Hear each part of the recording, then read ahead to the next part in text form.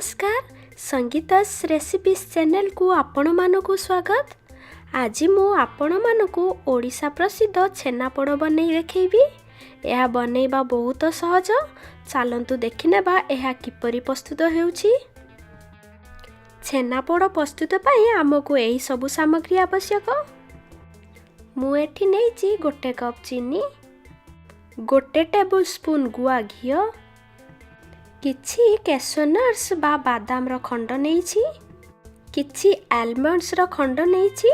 आपण एहा सहित किसमिस आउ पिस्ता को मध्य नै पारंती। 4टी गुजराती रो गुंड नेइछि, 4 टीस्पून सुजी नेइछि, 4 रु 5 टीस्पून लेंबू रस।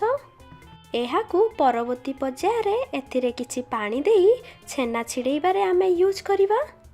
ओ 2 लिटर क्षीर को नेइथिबा 2 लिटर क्षीर को एक बाउल रे नेई फुटै नबा। आपण माने देखि पारुथिबे किछि समय परे क्षीरटी एठी भलो भाबरे फुटी जाईछि।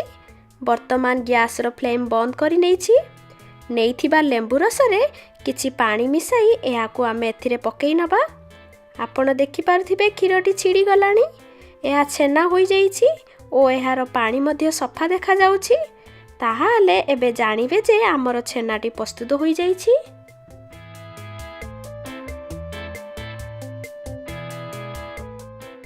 देखंतु एठी मु छेना को भलो भाबरे छाणी नेइछि। छाणीथिबा पानी रो मु किछि एक छोटो बाउल रे पानी रखिछि।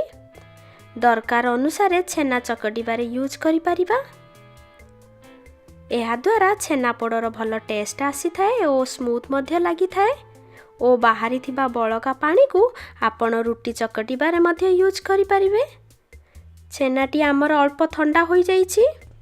आपण एहाकू बेसी ठंडा करिवेनी, नहले छेनाटी टाण होई जाई पारे। हातरे जेमेति चकटी हेउथिबो सेतिकी ही ठंडा करिवे। नेइथिबा गुजराती गुंड को वर्तमान आमे एही छेना रे पकेई नबा। काजू खंड और बादाम खंड को मध्य पकाई एहाकू भलो भाबरे मिसेई नबा। एथिरे 4 टीस्पून सुजी को मध्य मिसेई नबा। तापरे एथिरे गोटे टेबल स्पून गुआ घी को देई एहाकू भलो भाबरे चकटी नबा। वर्तमान आमे नेइथिबा गोटे कप चीनी को एथिरे मिसेई नबा। आपण चीनी आपणकर टेस्ट हिसाब रे कम बा अधिक करि पारंती। चीनी मेल्ट हेबा पर्यंत एहाकू भलो भाबरे चकटी देबा। आपण देखि पारुथिबे सुजी और चीनी एठी भलो भाबरे छेना सहित मिसी जाईछि। तेबे आमे एथिरे काडी रखिथिबा छेनार पानी को एथिरे देबा। छेना पोड़ारे छेनार चकटा टिके खदड़ा थाए, तेणु पूरा चिकन करी चकटिबेनी। एहा एमिति टिके खदड़ा थिले भलो। मु एठी दरकार अनुसार 3 टीस्पून छेनार पानी देली। आपण एई भली भाबरे देखिकी छेनार मात्रा हिसाब रे पानी को देबे। एहा एई भली हेबा दरकार। एहाकू साइड करी रखि नेबा ओ नेक्स्ट प्रोसेस को जिबा। छेनापोड़ प्रस्तुत पाई मु गैस ऊपर एई भली एक गभरिया जगह नेइछि। तापर एथिरे 1.5 कप लूण देई देबा। आपण एहा जगह रे बाली को मध्य यूज करि पारंती। ता ऊपरे एक छोटो गिन्ना को रखि देबा। जदि स्टैंड थाए ताहाले रखि परिबे। तापरे एहाकू कवर करी मीडियम फ्लेम रे किछि समय गरम हेबा पई छाडी देबा। कड़ाईटी गरम हेबा पई किछि समय लागिबो।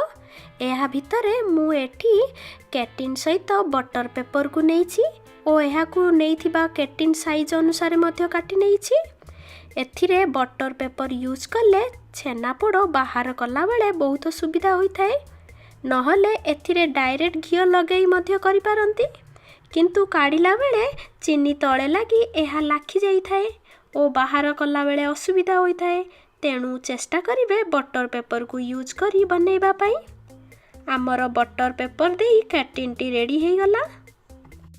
वर्तमान चकटी रखिथिबा छेना को एथिरे रखि नबा ओ एहाकू टिके टैप करि नेबा, जहा फल रे एहा चारि साइड को समान होई जिवो।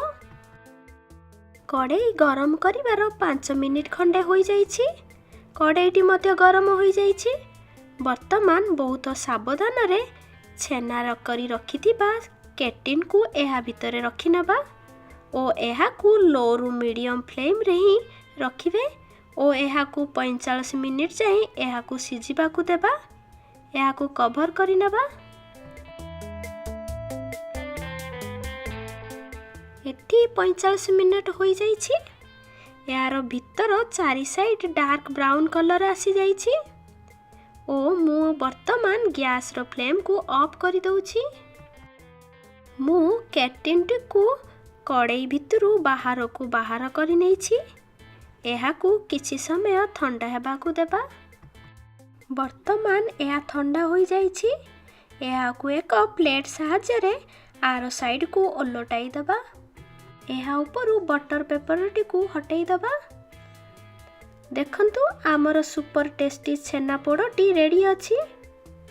आपण देखि पारुथिबे एहार चारि साइड डार्क ब्राउन कलर आसी जाइछि ओ क्रिप्सी मध्य लागुछि। आपण चाहिले एहार कलर आउरी डार्क मध्य करि पारंती, किंतु एही बळी रखिले एहा खाइबा को क्रिप्सी सहित स्मूथ मध्य लागि थाए। वर्तमान एहा को स्लाइस करी काटी नबा। देखंतु आमर छेनापोड़टी भल भाबरे बनी जाइछि। जदि आपण छेनापोड़ को बेक करबा को चाहुछंती ताहाले एहा को 180 डिग्री सेल्सियस रे 40 रु 45 मिनिट पर्यंत बेक करि पारंती। आपण को जदि एही इजी रेसिपीटी भल लागि थाए ताहाले मो चैनल को लाइक शेयर एंड सब्सक्राइब करि नियंतु। रहुछि, धन्यवाद।